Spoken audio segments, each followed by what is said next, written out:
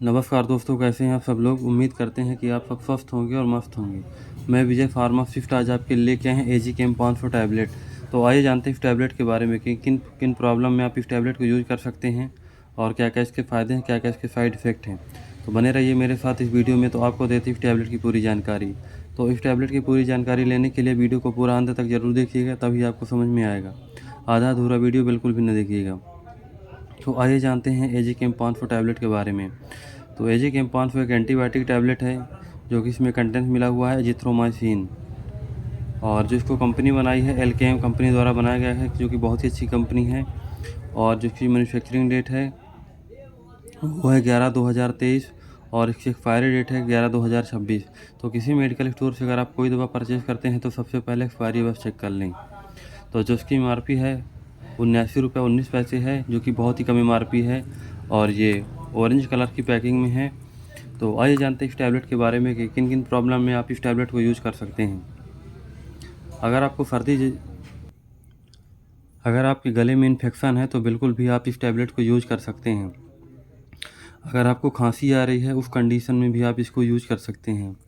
या कि अगर आपको सर्दी जुकाम लग रही है उस कंडीशन में बिल्कुल भी आप इस टैबलेट को यूज़ कर सकते हैं। या कि आपको मलेरिया टाइफाइड हो गया उस कंडीशन में भी आप इस टैबलेट को यूज़ कर सकते हैं। या कि आपको बुखार आ रही है तो इसके साथ आप पैरासीटामॉल ले लीजिए और उसके साथ इसको यूज़ कर सकते हैं। तो सर्दी जुकाम के लिए भी बहुत अच्छी फ़ायदेमंद ये टैबलेट है, बिल्कुल भी इसको ले सकते हैं। तो ये एक एंटीबायोटिक टैबलेट है। अगर आपको खांसते खांसते सीने में दर्द हो रहा है तो उस कंडीशन में भी आप इस टैबलेट को यूज़ कर सकते हैं।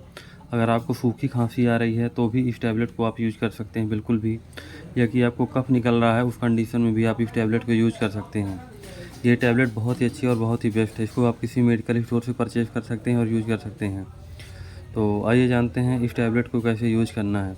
इस टैबलेट को अगर आप 15 साल से ऊपर लेते हैं तो दिन में 1 बार लेना है।